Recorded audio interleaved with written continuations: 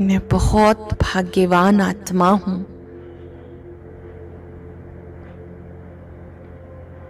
जो भगवान मुझसे प्यार करता है।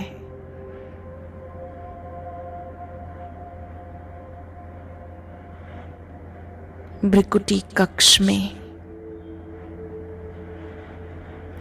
अपने भाग्य के सितारे को चमकता हुआ देखें।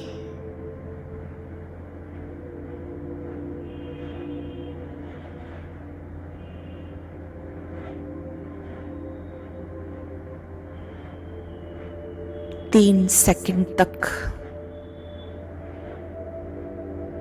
इस चमकते हुए सितारे को निहारते रहें।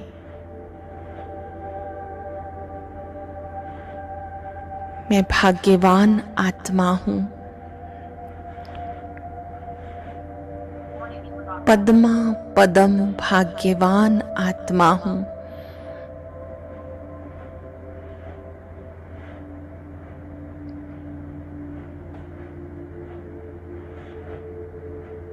मैं जो हूं, जैसी हूं,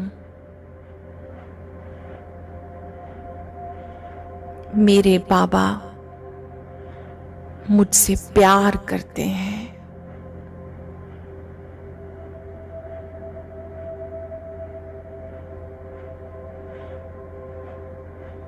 मैं जो हूं, जैसी हूं, मेरे बाबा मुझसे प्यार करते हैं।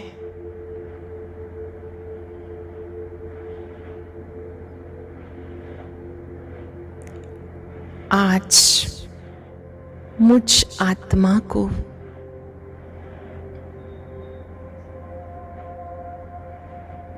बाबा से मुलाकात करने का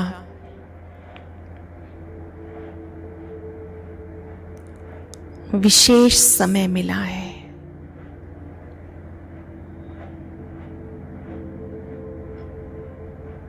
देह और देह की दुनिया से, बंधनों से मुक्त,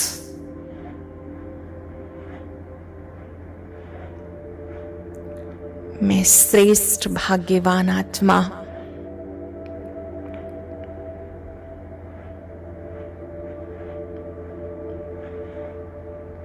बाबा से मिलन मनाने के लिए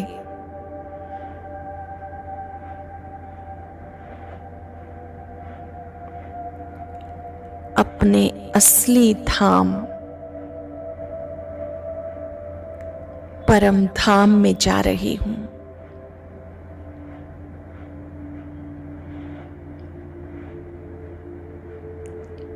इस आवाज की दुनिया से परे सूर्य, चांद, सितारों से पार, सूक्ष्म लोक से भी पार, परम धाम में अपने पिता से मंगल मिलन मनाने के लिए जा रही हूं।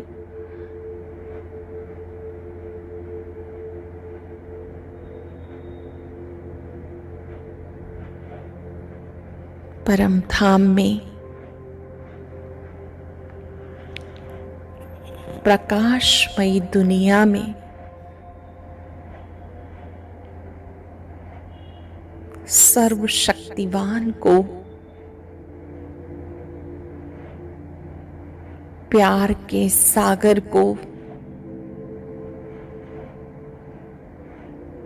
चमकता हुआ देखें।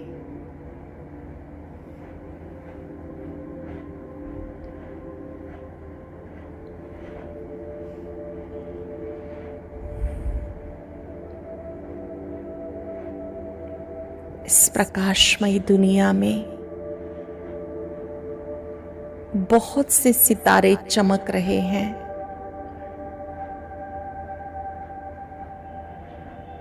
लेकिन मैं भाग्यवान सितारा बाबा के अति समीप हूँ।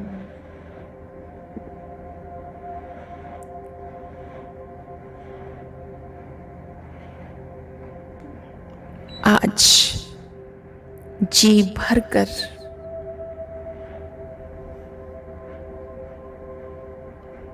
बाबा को देखें।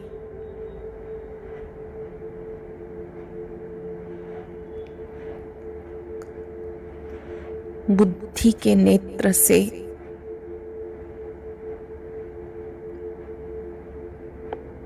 उनके सौंदर्य को निहारें।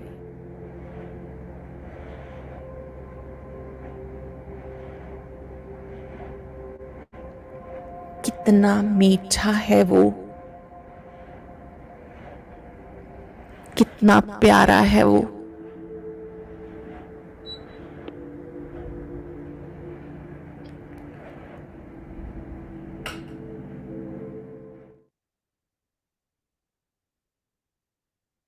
ओम शांति। सभी भाई बहनों का स्वागत है।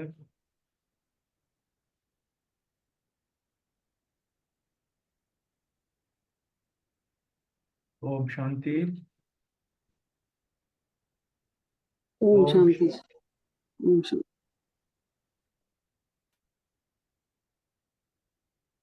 सुरेश बहन चलो वरदान दीजिए।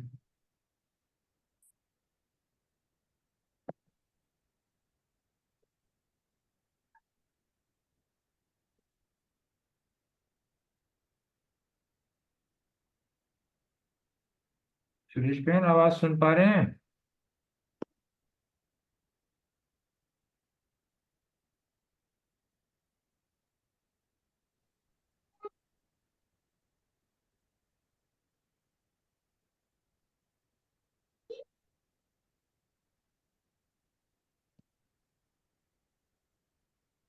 सुरेश बहन पहले अनम्यूट कीजिए।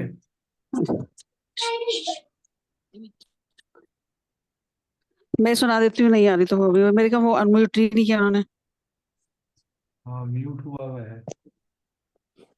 अभी तो थी वो अभी। हाँ है, वो लाइन पर है। एक बार और बुला लो कि आ जाए तो अनम्यूट नहीं हो रहा है उनसे। हो सकता है। मैं बोलूँ फिर? चलो सुनाओ। हाँ जी, आज का वरदान। व्यर्थ संकल्पों के कारण को जानकर उन्हें समाप्त करने वाले समाधान स्वरूप भव। जो व्यर्थ संकल्पों के कारण जो हमें समाप्त करने हैं उन्हें, तो वो हम समाधान स्वरूप बन जाते हैं जब अपने व्यर्थ संकल्पों को कारण जानकर उनका कारण जान लेते हैं। तो अब उसका वो बता रहे हैं डिटेल कि व्यर्थ संकल्प उत्पन्न होने के मुख्य दो कारण हैं, एक अभिमान और दूसरा अपमान। तो मेरे को कम क्यों, मेरा भी ये पद होना चाहिए, मेरे को भी आगे करना चाहिए इत्यादि। तो इसमें या तो अपना अपमान समझते हो या फिर अभिमान आ जाता है। इन दो चीजों बाबा ने कहा है कि या तो भाई मेरा पद नहीं हुआ, मैं कम क्यों, ये अपमान समझते हैं, या फिर अभिमान आ जाता है। तो बाबा कह रहे नाम में, मान में और शान में, आगे आने में और सेवा में इत्यादि में अभिमान या अपमान महसूस करना, यही व्यर्थ संकल्पों का कारण है। अगर हम अपने मनान शान मान में आने में, सेवा में, किसमें भी अगर हम व्यर्थ संकल्पों का कारण क्या बन रहा है, अभिमान और अपमान, तो इस कारण को जानकर निवारण करना ही समाधान स्वरूप बनना है। इस कारण को जान लो, जाना है तो फिर निवारण करो और फिर समाधान स्वरूप तब बनने। स्लोगन बाबा बता रहे हैं कि साइलेंस की शक्ति द्वारा स्वीट होम की यात्रा करना बहुत सहज है। ओम शांति। थैंक यू बहन। आज की साकार मुरली से जो पॉइंट्स लिए हैं, आज का सुमान रखा। मैं समाधान स्वरूप आत्मा हूँ। योग अभ्यास। सिर्फ अलग को याद करने से हमारा श्रृंगार हो जाता है। कोई हाथ पांव चलाने की बात नहीं, सिर्फ विचार की बात है। धारणा। दूसरी सब बातों को छोड़ इसी धुन में रहना है कि हम लक्ष्मी नारायण जैसा श्रृंगारधारी कैसे बने। सेवा। बाप आते हैं हमको श्रृंगार करने, उठते बैठते चलते हमको अपना श्रृंगार करना है, तो फिर दूसरों का भी करना है। चिंतन, उल्टी सुल्टी बातें सुनकर व सुनाकर अपना श्रृंगार बिगाड़ते तो नहीं। स्मृति में हमें श्रृंगारे हुए रहना है। हमारी एम ऑब्जेक्ट ही है कि भविष्य में अमरपुरी के लिए हम यहाँ पैराडाइज के श्रृंगार के लिए पुरुषार्थ कर रहे हैं। चेकिंग, दैवी स्वभाव कितना कितना धारण किया इस पर चेक करना है। ओम शांति। ओम शांति। आज का सम्मान, मैं समाधान स्वरूप आत्मा हूँ। योगाभ्यास, मैं तुमको विश्व की बादशाही देने आया हूँ, तो अब मुझे याद करो, टाइम वेस्ट ना करो, काम काज करते भी बाबा को याद करते रहो। धारणा, अपने से पूछना है कि हम श्रीमत पर चलकर मनमना भव की चाबी से अपना श्रृंगार ठीक कर रहे हैं। सेवा, अपना भी श्रृंगार करना है, फिर औरों को भी श्रृंगार करने का ये रास्ता बताना है, उसकी सेवा करनी है। चिंतन, उठते बैठते और चलते बाबा ने एक मन मनाभव की चाबी दे दी। कोई भी फालतू की बातें सुन सुनाकर टाइम वेस्ट मत करो, तुम अपने ही श्रृंगार में लगे रहो। स्मृति, बाबा सावधान करते हैं कि बच्चों, वाहियात बातों में समय न गंवाओ। श्रीमत याद रखो, ड्रामानुसार विघ्न तो पड़ते रहते हैं, सावधान रहो, विघ्न तो आते ही हैं। यह वंडरफुल ड्रामा है। चेकिंग, कि मैं अपना टाइम तो वेस्ट नहीं करती हूँ फालतू बातों में। ओम शांति। ओम शांति। आज सोमवार लिया, मैं पद्मा पदम भाग्यशाली आत्मा हूँ। योगाभ्यास सिर्फ अल्प और बे को याद करना है। योग से हम साफ, स्वच्छ और शोभनिक बन जाते हैं। हमारी आत्मा और शरीर कंचन बन जाता है। उठते बैठते चलते मन मना भाव बाप की याद से हमारा श्रृंगार होता है। सेवा, स्वयं का श्रृंगार कर औरों को श्रृंगार करवाने की सेवा करनी है। धारणा, बस एक बाप के सिवाय फालतू बातें सुन सुनाकर टाइम वेस्ट नहीं करना है, पर चिंतन में टाइम वेस्ट नहीं करना है। दैवी गुण भी धारण करने और आपस में बहुत प्रेम होना चाहिए। चिंतन, सब बातों को छोड़ हम लक्ष्मी नारायण जैसा श्रृंगारधारी कैसे बने, यह चिंतन करना है। स्मृति, साइलेंस की शक्ति द्वारा स्वीट होम की यात्रा करना सहज है, ये स्मृति में रखना है। चेकिंग, उल्टी सुल्टी बातें सुनकर व सुनाकर श्रृंगार तो नहीं बिगाड़ते हैं। ओम शांति। Thank you.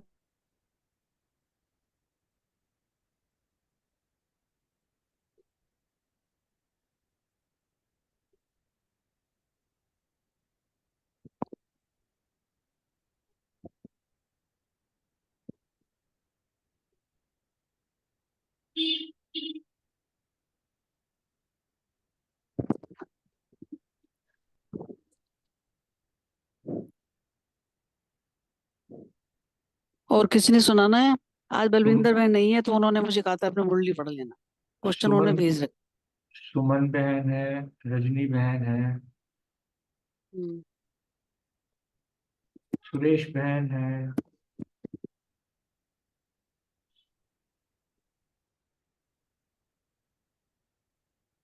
बलविंदर बहन भी आ गई है।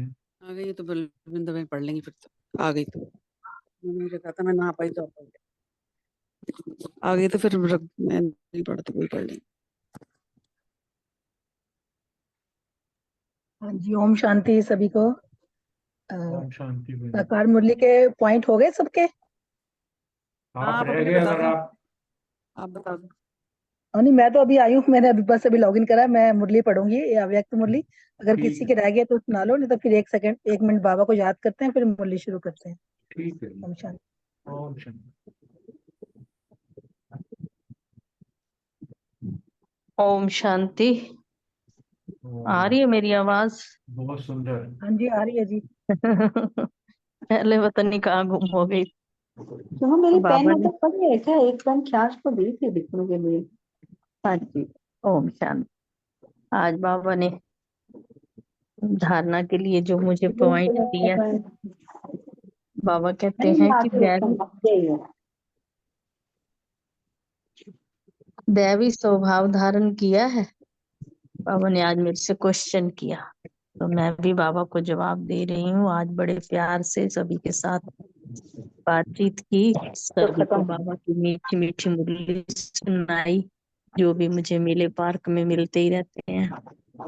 तो मेरा यही आंसर है बाबा को। फिर ये वरदान तो बहन ने सुनाई दिया है, और आगे बाबा ने ये कहा वरदान में कि भाई वरदान तो दे दिया बहन ने, लेकिन व्यर्थ संकल्प उत्पन्न होने के कारण क्या है। बाबा कहते हैं 2 कारणों से व्यर्थ संकल्प आते हैं। एक तो है अभिमान और दूसरा है अपमान।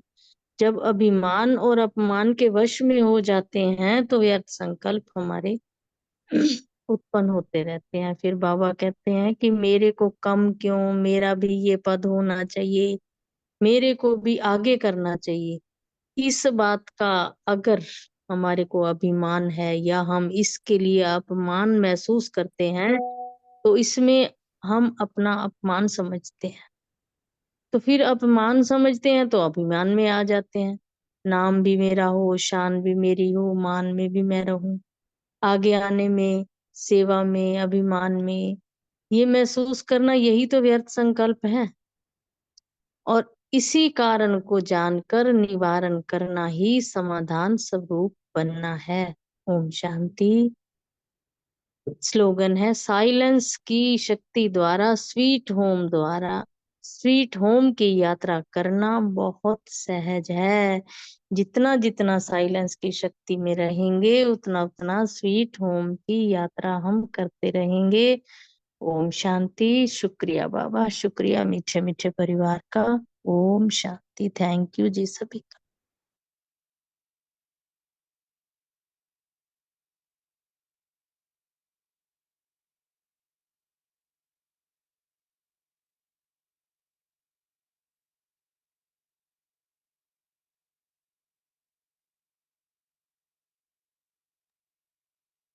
ओम शांति। जी ओम शांति। हाँ जी, मुरली स्टार्ट करते हैं। अव्यक्त मुरली 14-10-1981 की मुरली है। इसका पार्ट 3 आज पढ़ेंगे, थोड़ा सेकंड पार्ट को कंटिन्यू करते हैं। मुरली का हेडिंग है सर्व खजानों की चाबी एक बाबा।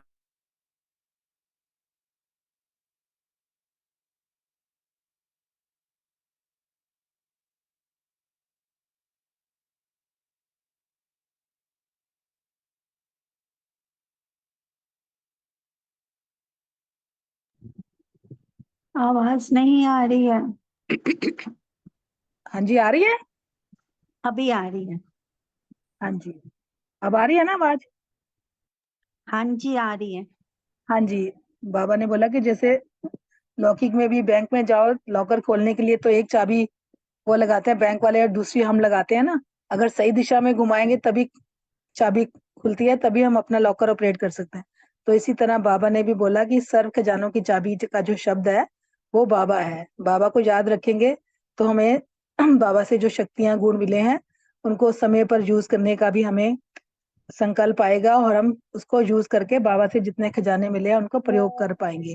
तो बाबा ने बोला यहाँ पर कि बच्चे क्या करते हैं कि एक ही चाबी लगाते हैं, सोचते हैं कि हमारा तो निराकार से डायरेक्ट कनेक्शन है। जैसे ब्रह्मा बाबा के तो तन्मयश्री बाबा आया तो उन्होंने हमें आके अपना बनाया और चाबी खोलने का तरीका समझाया और हम वो विधि से खोलते हैं, तभी हमें खजानों की प्राप्ति होती है, तभी हम अनुभव कर पाते हैं खजानों का भी, है ना। तो बिना बाप के सहयोग के और साथ के तो खजाने भी नहीं मिल सकते। तो इसलिए हमें डबल चाबी चाहिए ना, बाप और दादा, अर्थात दोनों बाप के बजाय बाबा, कई बच्चे क्या करते हैं एक ही बाप द्वारा खजाने के मालिक बनने की कोशिश करते हैं, तो इससे क्या होता है वो प्राप्ति से वंचित रह जाते हैं। तो अब हम मुरली का आगे सेकंड पार्ट पढ़ते हैं।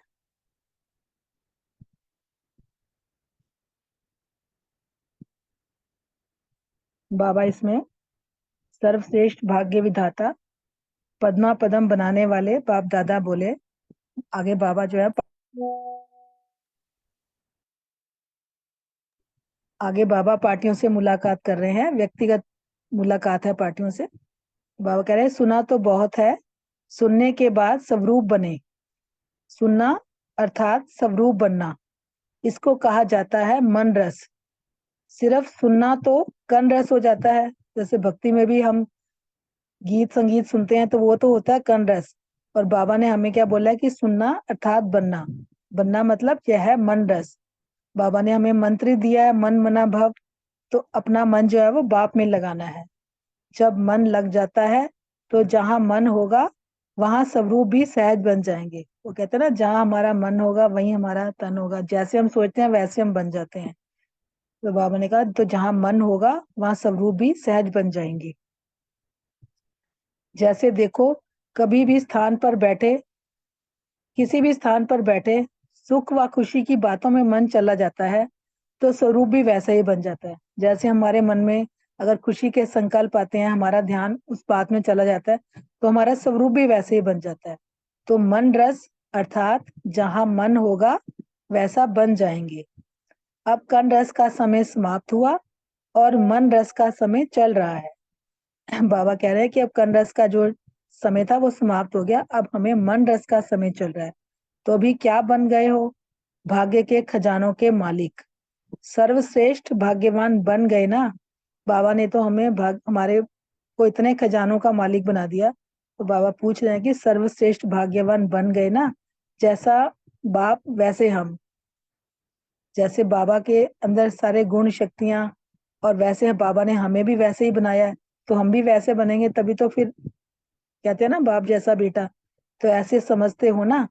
बाबा कह रहे हैं मैंने चाबी भी सुना दी और विधि भी सुना दी, अभी लगाना आपका काम है। बाबा ने तो हमें सर्व गुणों खजानों की चाबियां भी दे दी और उसकी विधि भी बता दी, अब लगाना बच्चों का काम है। चाबी लगानी तो आती है ना? बाबा पूछ रहे हैं कि चाबी लगानी आती है ना? अगर चाबी को उल्टा चक्कर लग गया तो बहुत मुश्किल हो जाएगा। लौकिक में भी जैसे चाबी को अगर हम उल्टा घुमाएंगे तो ताला नहीं खुलता ना। तो बाबा ने कहा अगर चाबी को उल्टा चक्कर लग गया तो मुश्किल हो जाएगा। चाबी भी चली जाएगी और खजाना भी चला जाएगा। इससे क्या होता है कि चाबी भी जैसे हम लौकिक में करते हैं, चाबी टेढ़ी मेढ़ी होती है तो खजाना भी नहीं मिलता।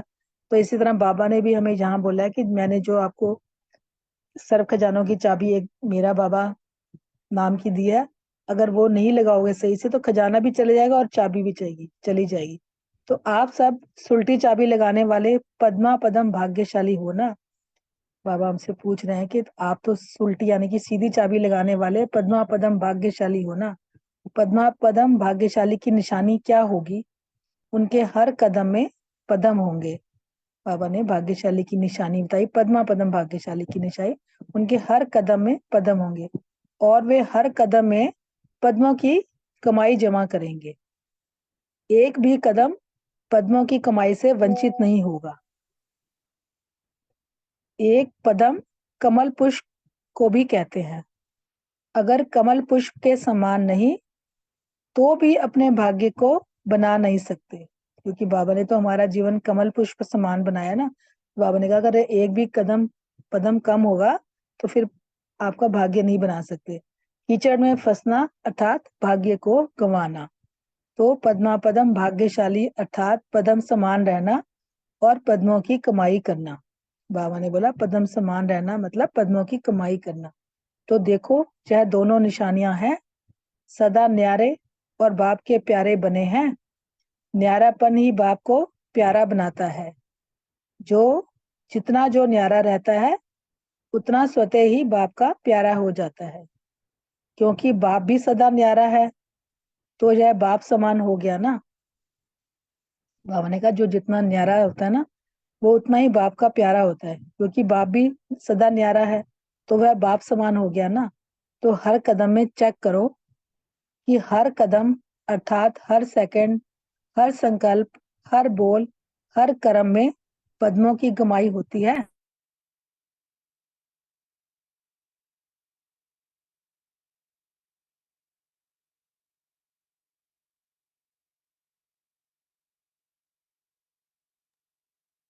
आवाज चली गई है।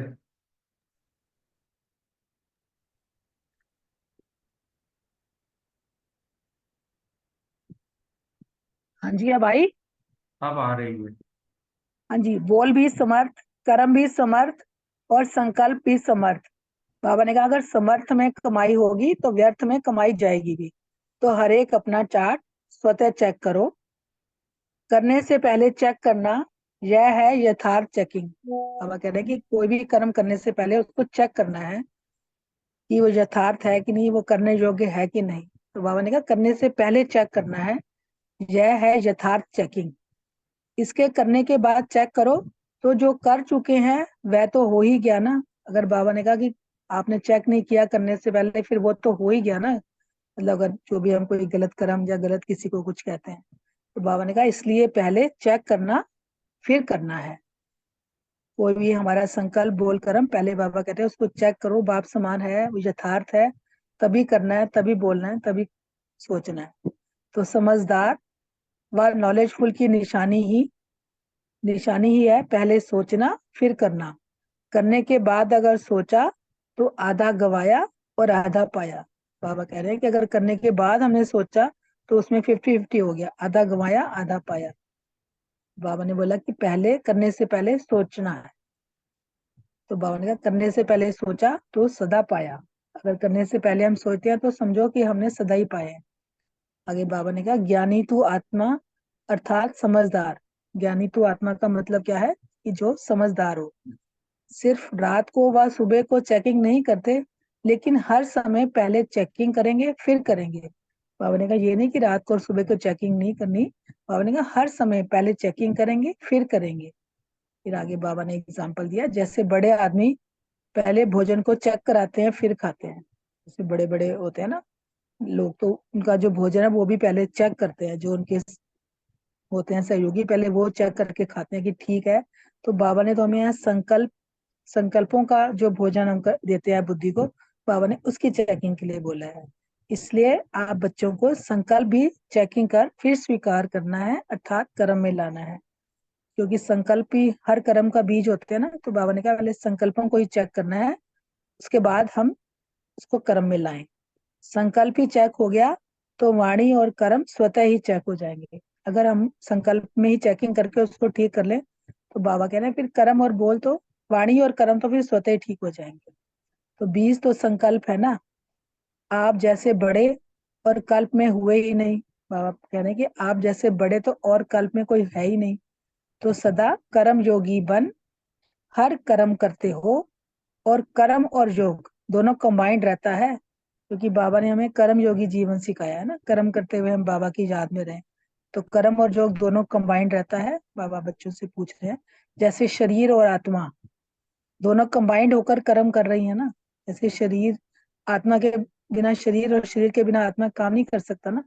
अगर आत्मा चली जाए शरीर में तो शरीर कोई एक्टिविटी नहीं करता।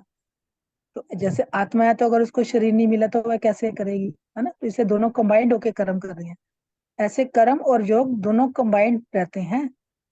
कर्म करते याद ना भूले और याद करते कर्म ना भूले। बाबा कह रहे हैं अगर हम कोई कर्म कर रहे हैं तो हमें बाबा की याद ना भूले। अगर हम याद में रहते हैं तो हमारे कर्म भी ना भूले। हमें जो हमारी ड्यूटीज हैं वो भी हमने करनी है। कई ऐसे करते हैं कि जब कर्म क्षेत्र पर जाते हैं तो याद भूल जाती है। बाबा ने चेकिंग करी कि कई बच्चे जब कर्म क्षेत्र पर जाते हैं तो बाबा की याद भूल जाती है। तो इससे सिद्ध है कि कर्म और याद अलग अलग हो गई। अगर बाबा की याद ही भूल गई कर्म में, तो फिर बाबा कहते हैं ये दोनों चीजें फिर अलग अलग होगी। लेकिन यह दोनों कंबाइंड है, क्योंकि ये दोनों चीजें कंबाइंड है ना, कर्म और योग। तो बाबा ने कहा टाइटल भी हमारा क्या है, कर्म योगी। कर्म करते याद में रहने वाले सदा न्यारे और प्यारे होंगे और हल्के होंगे। किसी भी कर्म में बोझ अनुभव नहीं करेंगे। बाबा ने कहा जो कर्म करते हुए याद में रहते हैं वो सदा न्यारे प्यारे भी रहते हैं, हल्के भी रहते हैं, और उनको किसी भी काम का बोझ भी नहीं लगता। क्योंकि बाबा की याद नहीं करते हैं ना, तो बाबा हमारे सहयोगी है, मतलब बाबा हम के साथ हम कंबाइंड है। कर्म योगी को ही दूसरे शब्दों में कमल पुष्प कहा जाता है। कर्म योगी को ही बाबा ने बोला दूसरे शब्दों में कमल पुष्प कहा जाता है। तो कमल पुष्प के समान रहते हो, कभी किसी भी प्रकार का कीचड़ अर्थात माया का वाइब्रेशन टच तो नहीं करता। क्योंकि बाबा ने हमें कमल पुष्प समान रहने के लिए बोला। तो बाबा ने कहा भी कभी कीचड़ यानी कि माया के वाइब्रेशन तो टच नहीं करते। कभी माया आती है या विदाई लेकर चली गई है। बाबा पूछ रहे हैं कि माया कभी आती है या विदाई लेकर चली गई है। माया को अपने साथ बिठा तो नहीं देते हो, क्योंकि बच्चों के जब व्यर्थ संकल्प चलते हैं और बाबा कहते हैं माया की खातिरी करते हो, तो वे कहीं बिठा तो नहीं लेते हो। माया को बिठाना अर्थात बाप से किनारा करना। अगर हमने माया को बिठा लिया तो बाप से हमारा किनारा करवा देती है माया। तो इसलिए माया के भी नॉलेजफुल बन, दूर से ही उससे भगा दो। तो बाबा ने तो हमें माया की भी नॉलेज दे दी ना, कि माया कब कैसे कहाँ से आती है। पहले तो संकल्पों से ही आती है ना, क्योंकि संकल्प रूपी दरवाजा हमारा खुला है। नेगेटिव संकल्प आए तो माया की एंट्री और हमने खातरी शुरू कर दी तो वो तो फिर पूरी बैठ जाएगी।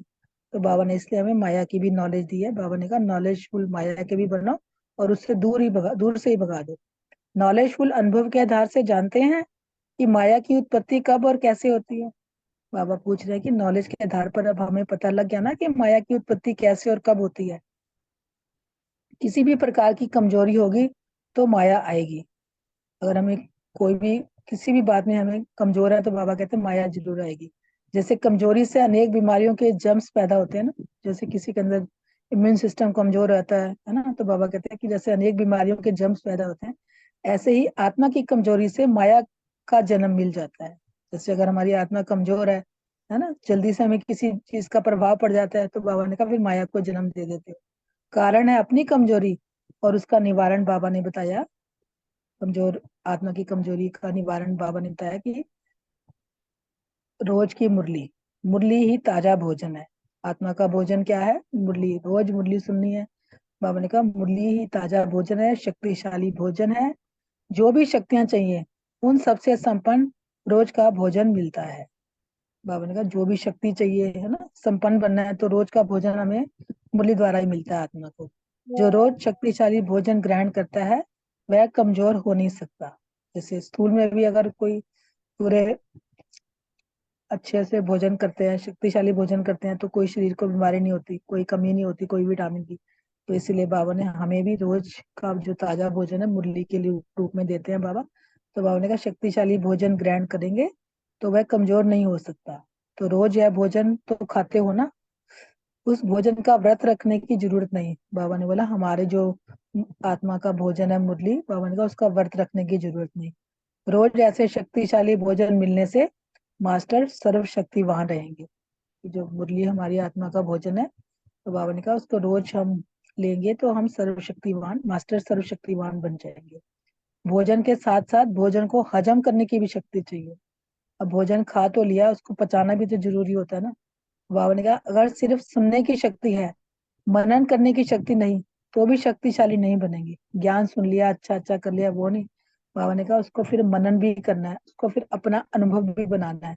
तो बाबा ने कहा अगर मनन शक्ति नहीं है तो फिर शक्ति नहीं बनेगी। अगर भोजन खा लिया पचाया नहीं, तो बाबा ने कहा शक्तिशाली नहीं बनेंगे। सुनने की शक्ति अर्थात भोजन खाया, और मनन की शक्ति अर्थात भोजन को हजम किया। बाबा ने डिफरेंस बता दिया। सुनने का मतलब कि हमने खाया, मनन किया मतलब हमने भोजन को पचाया। तो दोनों शक्ति वाले कमजोर नहीं हो सकते। फिर आगे बाबा ने टीचर्स के साथ बात की। टीचर्स को बाबा कहते हैं सेवाधारी की विशेषता यह है त्याग और तपस्या। क्योंकि टीचर्स तो सारी टीचर्स बहनें तो हमारी इतनी सब सेवा कर ही रही हैं पूरे समाज देश दुनिया की। तो बाबा ने सेवाधारी की विशेषता बताई त्याग और तपस्या। जहाँ त्याग और तपस्या है वहां सेवाधारी ही सदा सफलता है। जहाँ त्याग और तपस्या होती है, बाबा कह रहे वहीं सदा सफलता मिलती है। सेवाधारी अर्थात जिसका एक बाप के सिवाय और कोई नहीं। बाबा ने सेवाधारी का मतलब बताया कि जिसका एक बाप के सिवाय कोई नहीं। बाबा ही सारा संसार है, एक बाप ही सारा संसार है। जब संसार ही बाप हो गया तो और क्या चाहिए? सिवाय बाप के और कोई दिखाई ना दे। चलते फिरते खाते पीते एक बाप, दूसरा ना कोई। यह स्मृति में रखना अर्थात सफलता मूर्त बनना। बाबा ने कहा कि एक बाप दूसरा ना कोई, ये स्मृति रहेगी तो हम सफलता मूर्त बन जाएंगे। सफलता कम होती है तो चेक करो, जरूर बाप दादा के साथ कोई दूसरा बीच में आ गया। बाबा ने कहा अगर सफलता हमारी कम हो रही है, नहीं हो रही है, तो जरूर कोई बीच में दूसरा आ गया। सफलता मूर्त की निशानी ही है, बाबा ने बोला एक बाप में ही सारा संसार। अच्छा, ओम शांति। शुक्रिया सभी का, शुक्रिया बाबा का। अब 1 मिनट बाबा को याद करेंगे, फिर सब अपने अपने क्वेश्चन का आंसर शेयर करेंगे। ओम शांति।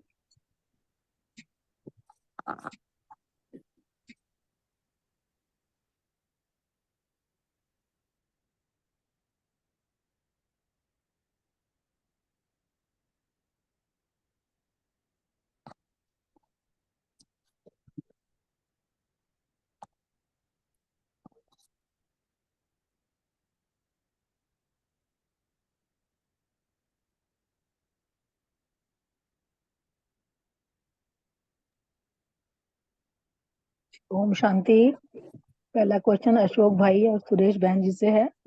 सुनने के बाद स्वरूप बने और मन रस किसको कहा बाबा ने स्पष्ट करें।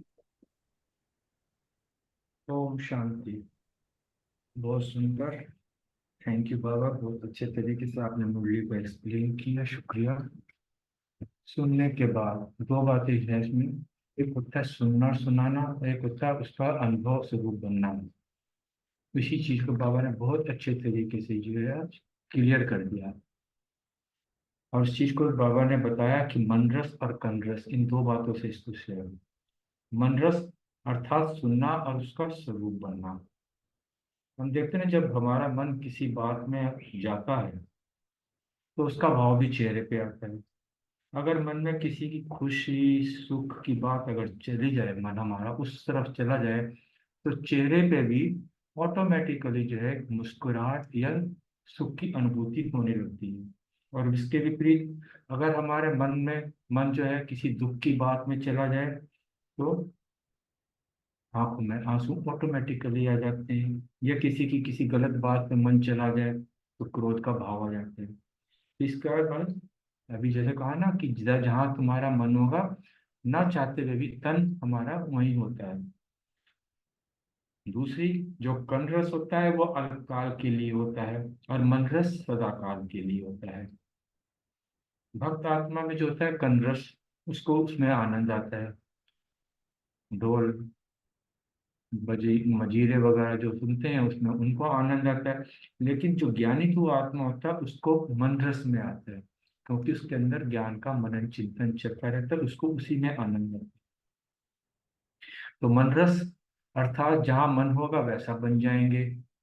और कन रस अब तो खत्म हो गया। बाबा ने कहा कि अंतिम बेला चल रही है, अंतिम पड़ाव है, इसलिए कल भक्ति काल से तुम निकल चुके हो, भक्त अब रहे नहीं हो, अब ज्ञानी तू आत्मा बन गए हो, सारे बाबा के खजानों के मालिक बन गए हो, भाग्यवान बन गए हो। इसलिए अपने मन को जो है जो भी ज्ञान सुन रहे हैं इसका जो है सुनते सुनते इसका स्वरूप बन जाए, क्योंकि बाबा ने कहा जैसा बाप वैसे बच्चे, अब हमें बाप समान बनना है।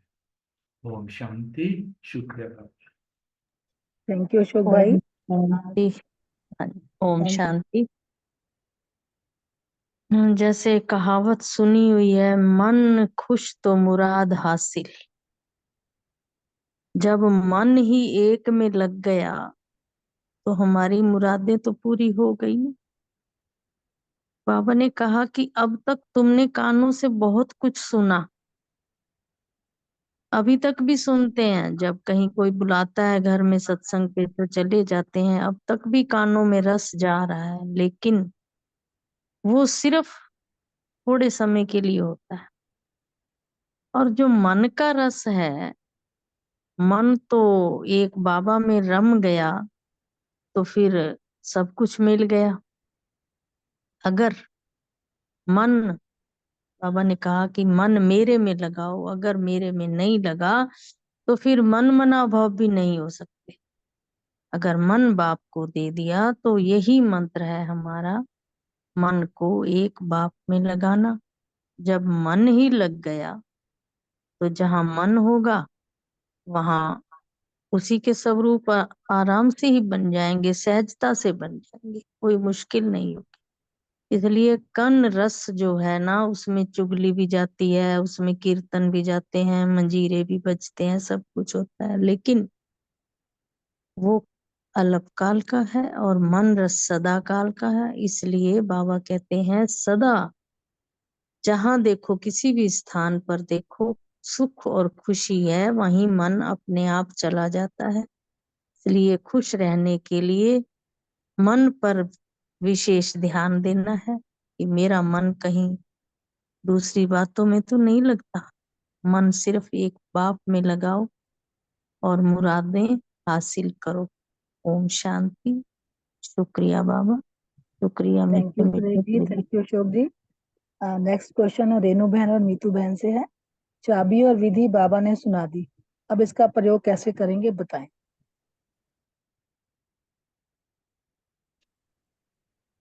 हाँ जी, मैं बोलूं। हाँ जी बोलो जी। बाबा ने कहा कि सर्व खजानों की चाबी एक शब्द बाबा और विधि है मन मना भव। मना मेरा तो एक शिव बाबा, दूसरा ना कोई, सदा यही स्मृति में रहे। तो बाबा ने पूछा कि अब चाबी लगाना ये तो आपका काम है और चाबी लगानी आती है ना। अगर चाबी को उल्टा घुमा दिया तो मुश्किल हो जाएगा, चाबी भी चली जाएगी और खजाना भी चला जाएगा। तो आप सब तो उल्टी चाबी लगाने वाले पद्मा पदम भाग्यशाली हो ना।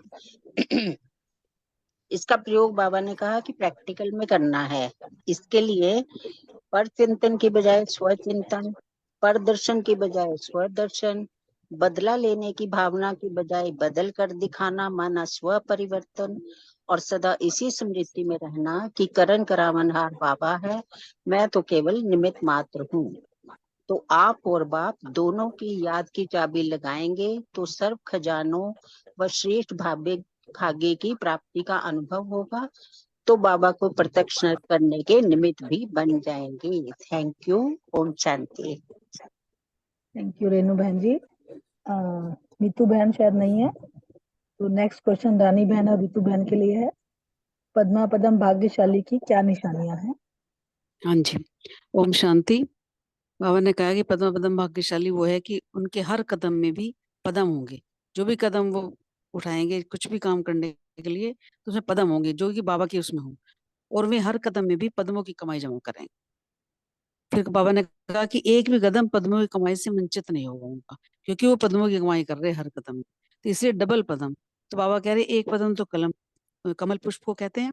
अगर कमल पुष्प के समान नहीं तो भी अपने भाग्य को नहीं बना सकते, क्योंकि हमें कमल पुष्प के समान पवित्र बाबा कहते हैं रहने के लिए। जैसे कीचड़ में होता है कि वो कमल, तो लेकिन अपने आप को न्यार रखता है। तो ऐसे बाबा कह रहे हैं कि तुम भी इस माया के उसमें या दुनिया के उसमें नहीं फंसो, अर्थात भाग्य को कमा दो।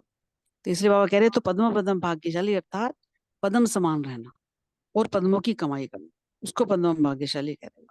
तो देखो ये दोनों ही निशानियां हैं, सदा न्यारे और बाप के प्यारे बने हैं। न्यारापन ही बाप को प्यारा है, क्योंकि जब हमें कहते हैं ना बाबा हर चीज से न्यारे हो जाओ, तो जितना जो न्यारा रहता है उतना स्वतः ही बाप का प्यार हो जाता है। जब हम किसी माया में नहीं जाते हैं या ज्यादा संपर्क में नहीं मिलते हैं, तो बाबा ये चाहता है कि न्यारे प्यारे रहो तुम, अटको मत किसी में भी, क्योंकि बाप भी सदा न्यारा है। तो बाप समान हो गया ना, तो हर कदम में चेक करो कि हम, अर्थात हर सेकंड, हर संकल्प में, हर बोल में, हर कर्म में पद्मों की कमाई होती है हमारी वगैरह। ये चेक करो, बोल भी समर्थ होना चाहिए, कर्म भी समर्थ होना चाहिए और संकल्प। जब हमारे तीनों समर्थ होंगे तो फिर हमारी जो है कमाई हो जाएगी। व्यर्थ में जो है कमाई जमा नहीं होती, समर्थ में जमा होती। इसलिए बाबा कह रहे हैं कि अपना सब चार्ट स्वतः ही चेक करो। करने के पहले चेक करना है, ये यथार्थ चेकिंग, इसके करने के बाद ही चेक करो। तो जो कर चुके हैं वह तो हो गया ना, ये नहीं करना, पहले ही चेक कर लो बाबा के। ओम शांति। थैंक यू ऋतु बहन। रानी बहन शायद नहीं है।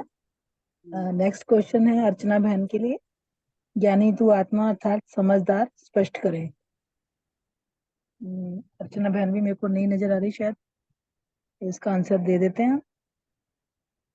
बाबा ने ज्ञानी तू आत्मा के लिए बोला कि ज्ञानी तू आत्मा मतलब समझदार वो है जो कर्म करने से पहले चेकिंग कर लेते हैं ना। कोई भी हमारा जो बोल है, संकल्प है, कर्म है, तो मतलब पहले जब हमारे संकल्पों में चेकिंग हो जाती है तो बाबा कहते हैं बोल और कर्म स्वतः ठीक होता है। तो जो करने से पहले चेक कर लें। बाबा ने बोला जैसे बड़े आदमी का एग्जांपल दिया, बाबा ने कहा कि जैसे वो भोजन करते हैं तो पहले चेक होता है उनका भोजन। तो इसीलिए हमें भी अपने जो संकल्प, जो हम बुद्धि का भोजन है, अगर हम उसको पहले चेकिंग कर लेंगे, अर्थात उसके बाद हम, अगर हमें सही लगे कि यथार्थ है, बाबा के समान है ना, तो बाबा ने बोला अगर हमारे संकल्प भी चेक हो जाएंगे तो वाणी और कर्म हमारे स्वतः चेक हो जाएंगे। तो संकल्प जो है वो बीज होते हैं ना कोई भी कर्म करने के, तो इस हिसाब से बाबा ने बताया हमें। नेक्स्ट क्वेश्चन लेते हैं रजनी बहन और रमनी भाई जी से है। कर्म और योग दोनों कंबाइंड रहते हैं कैसे? हमारा टाइटल क्या है?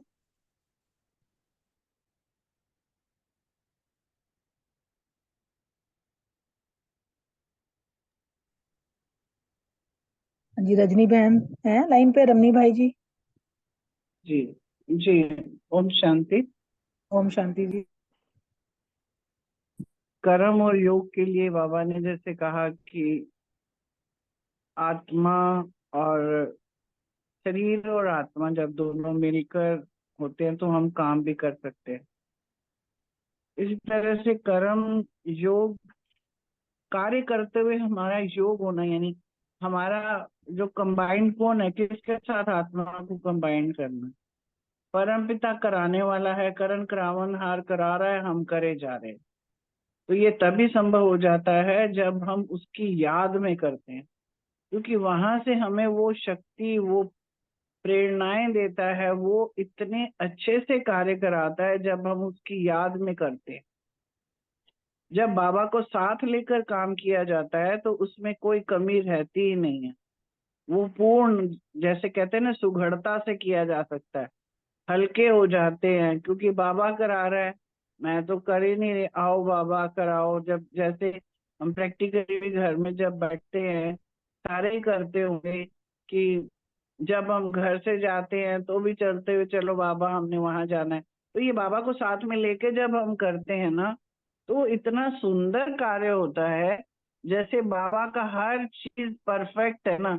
जब बाबा के साथ योग लगा के करते हैं तो ना कोई बोझ होता है, ना कोई चिंता रहती है, और हल्के होके वक्त पे वो काम, और 100% करेक्ट वाला काम होता है। तो इसलिए बाबा के साथ हम जब करते हैं, इसीलिए बाबा कहते हैं कि हमें बाबा को साथ रख के जब हम करेंगे, एक वो शब्द कहते हैं ना कि हाथों से काम करो, हाथ वाले याद हम बाप को करें। जब ये सब काम कर लेते हैं तो तभी कहा जाता है हम हैं सारे कर्म योगी। तो योगी होने के लिए कर्म करते हुए बाबा के साथ योग करना, हल्के रहना, यही आज बाबा ने समझाया है। ओम शांति। थैंक यू रजनी बहन, बहुत अच्छे से समझाया आपने, कर्म और योग दोनों कैसे कंबाइंड रह के हमने काम करना है।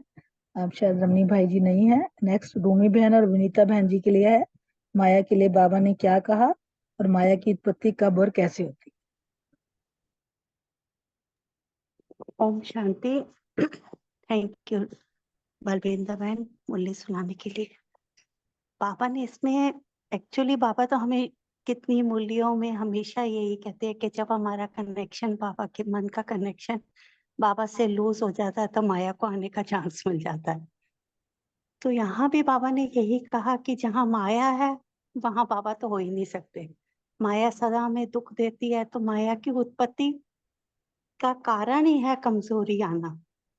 तो मेरी जो भी अगर धारणाओं में या गुणों में कमजोरी है तो फिर माया आ जाती है। तो इसमें बहुत सुंदर एग्जाम्पल दिया, जैसे शरीर की कमजोरी अनेक बीमारियों को के जर्म्स को पैदा करती है, ऐसे ही आत्मा की कमजोरी माया को जन्म देती है। तो हमारे ही मन की जो कमजोरी है माया के जर्म्स को उत्पन्न करती है, पैदा करती है, और उसका निवारण है रोज की मुरली। शरीर में कमजोरी आती है तो डॉक्टर विटामिन, मल्टीविटामिन देते हैं, लेकिन वो भी काम नहीं करते। ये तो अपना अनुभव है कि वो भी काम नहीं करते जब तक अपने अंदर आत्मिक बल नहीं है। तो ये रोज का जो आत्मिक बल है, हमारा भोजन है आत्मा का, रोज की मुरली, वो रोज की मुरली हमें ताकत देती है, और उससे ही हम शक्तिशाली बनते हैं। क्योंकि मुरली से जब हम उसका मनन चिंतन करते हैं, उसका स्वरूप बनते हैं, तो उसके क्या होता है, हम मास्टर सर्वशक्तिवान बन जाते हैं, हम निश्चिंत हो जाते हैं, हमारे अंदर जो भी डर होते हैं वो खत्म हो जाते हैं वो मुरली को ग्रहण करने से। तो ये भोजन तो बहुत जरूरी है, आत्मा का भोजन करना। तो सिर्फ बाबा ने इसीलिए कहा कि सिर्फ सुनने से ही शक्ति नहीं आती, उसके साथ हमें मनन भी करना चाहिए, तो तभी हम शक्तिशाली बने। खाना तो हमने बहुत अच्छा खा लिया, लेकिन वो खाना ही डाइजेस्ट नहीं हुआ, वो खाना खून ही नहीं बना, तो मुझे ताकत क्या देगा। तो मुरली भी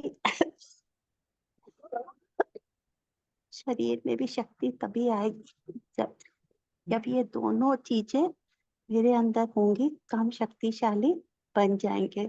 और फिर माया के आने का, जब हम शक्तिशाली बन जाएंगे तो माया को आने का चांस ही नहीं मिलेगा। थैंक यू, बहुत बहुत शुक्रिया आपका।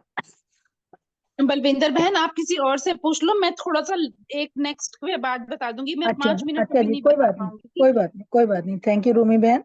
नेक्स्ट क्वेश्चन विजय भाई जी के लिए है, भोजन के साथ साथ भोजन को हजम करने की भी शक्ति चाहिए, इसे स्पष्ट करें।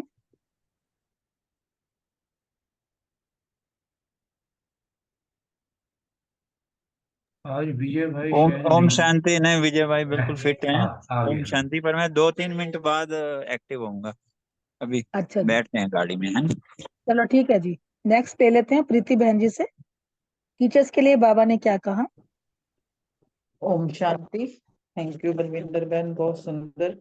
टीचर्स के लिए बाबा ने क्या कहा, तो हम सब भी टीचर्स हैं, सिर्फ टीचर्स नहीं होते। टीचर्स का मतलब ही क्या होता है? त्याग और तपस्या। वो सेवाधारी सदा रहती हैं, तो उनका ना सबसे बड़ा वो पॉइंट है त्याग और तपस्या।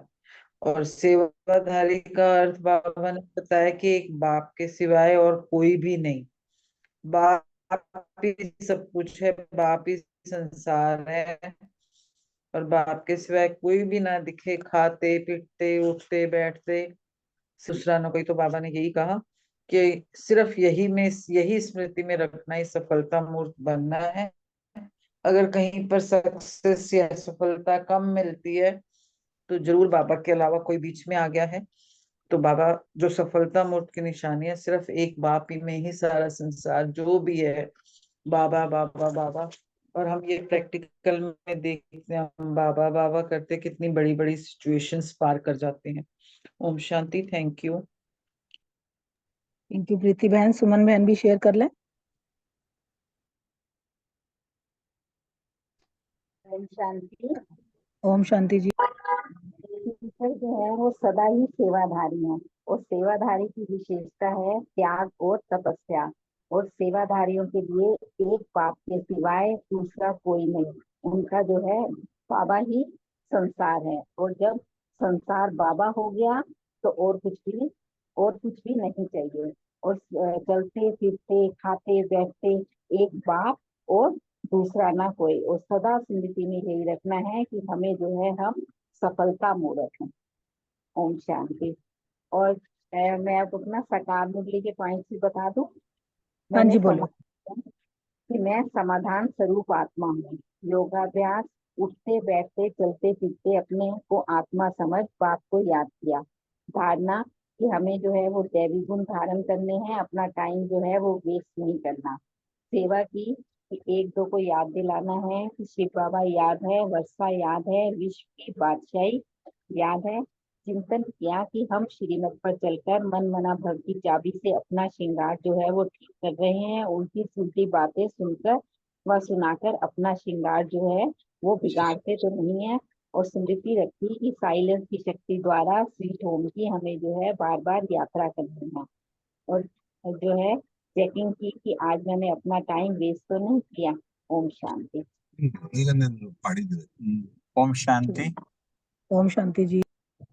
बहुत सुंदर, बहुत अच्छे से बताया, और बहुत प्यारा और फेवरेट क्वेश्चन है हमारा।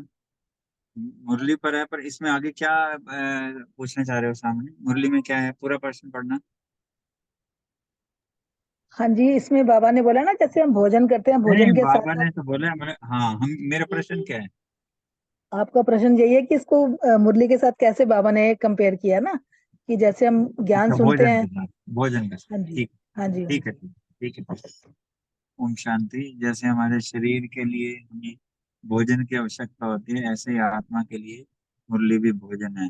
जैसे शरीर के लिए हमें ताजा भोजन चाहिए, यहाँ भी वैसे ही ताजा भोजन की आवश्यकता है। ताजा अर्थात हर रोज की जो महावाक्य चलते हैं ना, इसमें क्यों इसकी ताजगी क्यों है? क्योंकि ना इसको ज्यादा नहीं तो लाखों ब्राह्मण एक संकल्प में same day in the world करते हैं।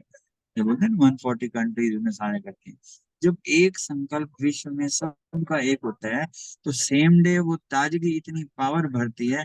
आज जितना श्रृंगार हुआ होगा, आप सब पता ही है बाबा ने क्या कराया है कि श्रृंगार का। तो जो आज पावर आई है वो आज ही आई है, कल फिर अलग नए ढंग से आएगी। तो इसकी ताजगी भी जरूरी है।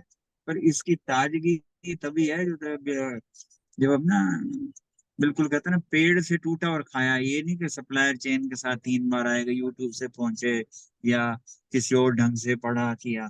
इसकी ताजगी भी तब है जब सामने सन्मुख बैठ के सुनते हैं ना, फील करके आए सामने हमें सुना रहे हैं। इसकी ताजगी में वो जो शक्ति मिलती है वो कहते हैं ना, जैसे खाने में भी कितना सुख मिलता है, कितना स्वाद होता है, यहाँ उससे भी कहीं अपार है। वो खाना तो चलो हमें एक दिन में लेके फिर बार बार भी रिपीट करना होता है, तो ये भी हमें रिपीट करेंगे। और इवन तो ना इस मुरली को ना लाठी भी कहा गया है। लाठी हमें कहाँ से कहाँ नहीं पहुंचा दी, मुरली एक लाठी है, कहीं से कहीं, कहीं से कहीं, किसी भी तरीके का कोई भी समाधान, जैसे खाने शक्ति आए तो दिन भर तंदुरुस्त रहते हैं, यहाँ किसी का कोई भी इशू हो, चाहे मन का हो, तन का हो, संबंध का हो, हर चीज का समाधान, हर चीज का सलूशन हमें बाबा के महावाक्यों से मिलता है।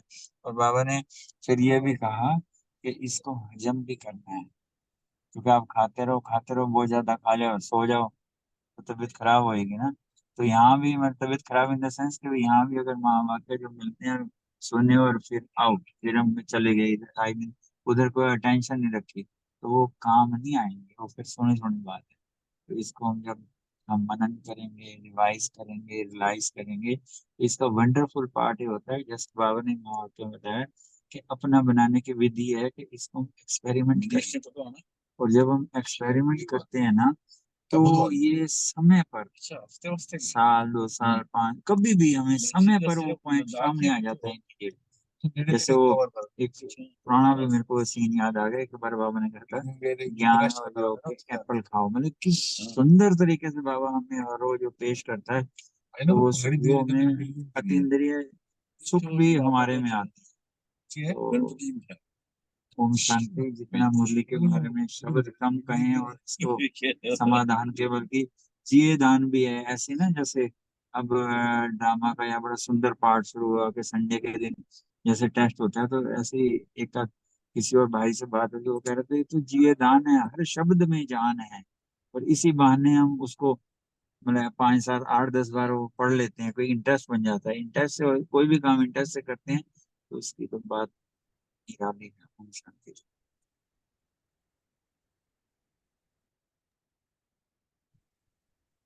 थैंक यू विजय भाई, थैंक यू प्रीति बहन, सुमन बहन, सबका बहुत बहुत शुक्रिया। सबने बहुत अच्छे से मुरली रिवाइज विनीता बहन, हाँ विनीता बहन आप अपना शेयर कर लें।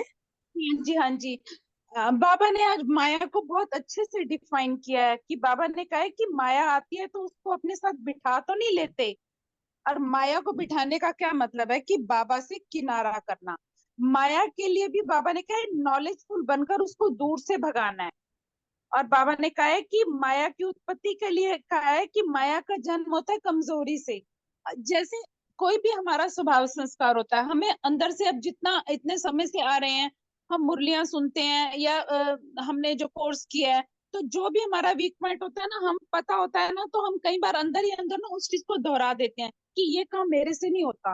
तो सिस्टर शिवानी कितना अच्छे से कहते हैं कि सर्वशक्तिवान बन के चलो, जैसे कि सूरज भाई भी कहते हैं। अब माया का जन्म कमजोरी से होता है, तो हमने कमजोरी वाली तरफ ध्यान नहीं देना। किसी भी प्रकार की कमजोरी होगी तो माया आएगी, और कमजोरी आएगी तो कमजोरी आने पे जो बीमारी होती है तो कैसे आती है कि जहाँ जो अपना वीक पॉइंट है वहां जर्म्स पैदा हो जाते हैं, और आत्मा की कमजोरी से माया को जन्म मिलता है। तो कारण है अपनी कमजोरी, और उसका निवारण आज बाबा ने बताया रोज की मुरली। मुरली तो जैसे कि जिए दान कह लो, या कि मुरली इज माई लाइफ लाइन। मतलब मुरली ना मिले तो ऐसे लगता है कि कुछ हुआ नहीं, आज कुछ किया ही नहीं, आज समथिंग मिसिंग। मुरली ही ताजा भोजन है, शक्तिशाली भोजन है। जो भी शक्तियां चाहिए उन सबसे संपन्न रोज का भोजन मिलता है। अब रोज का भोजन हम खाएंगे, पचेगा तो ब्लड बनेगा, वही वाली बात है, पूरा सिस्टम ठीक होगा। तो वही अगर है मुरली, अगर हम रोज सुन रहे हैं, और अव्यक्त मुरली अगर बोल नहीं पाते, अगर सुन भी लेते हैं, तो इससे बहुत बहुत ज्यादा हमें बेनिफिट मिलता है। ओम शांति। थैंक यू विनीता बहन, सभी का बहुत बहुत शुक्रिया। ओवर टू अशोक भाई जी।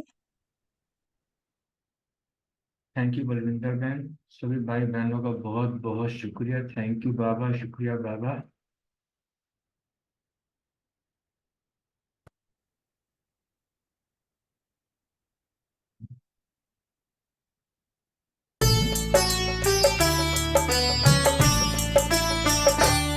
बस इतनी तमन्ना है, बस इतनी तमन्ना है, बाबा तुम्हें देखूं, शिव बाबा तुम्हें देखूं। देखूं, बाबा तुम्हें देखूं, शिव बाबा तुम्हें देखूं, बस इतनी तमन्ना है, बस इतनी तमन्ना है, बाबा तुम्हें देखूं, शिव बाबा तुम्हें देखूं, बाबा तुम्हें देखूं, शिव बाबा तुम्हें देखूं।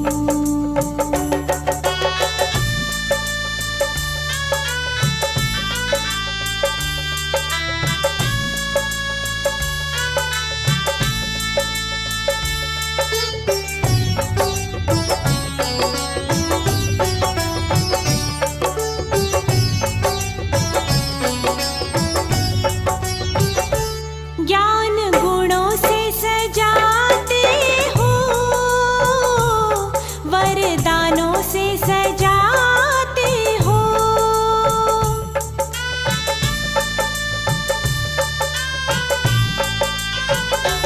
ज्ञान गुणों से सजाते हो, वरदानों से सजाते हो, वरदानों से सजाते हो, तेरे मुरली का जादू है, तेरे मुरली का जादू है, बाबा तुम्हें देखूं, शिव बाबा तुम्हें देखूं, बाबा तुम्हें देखूं, शिव बाबा तुम्हें देखूं।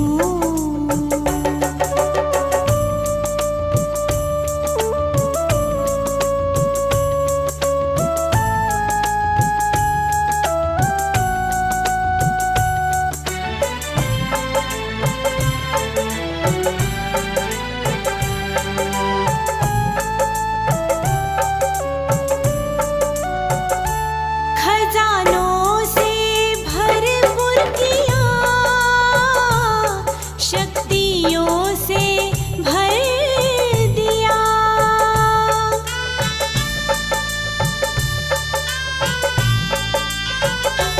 खजानों से भरपूर किया,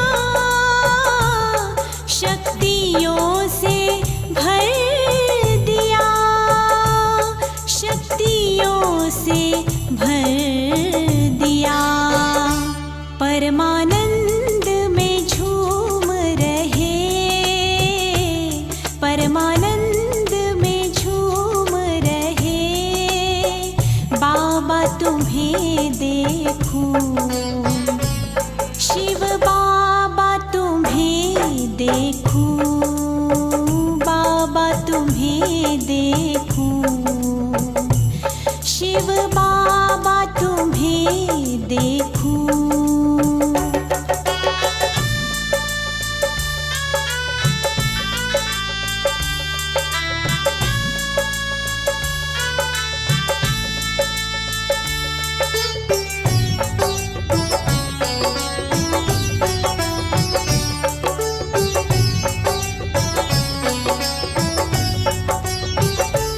मात पिता शिक्षक हो, सद्गुरु सखा तुम हो,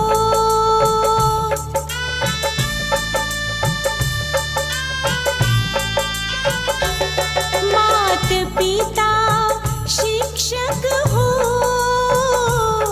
सद्गुरु सखा तुम हो, सद्गुरु सखा तुम हो, मन मीत सुहाने हो,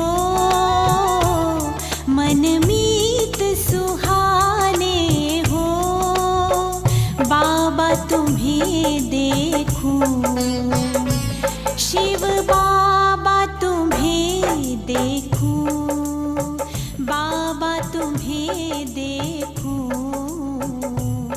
शिव बाबा तुम्हें देखूं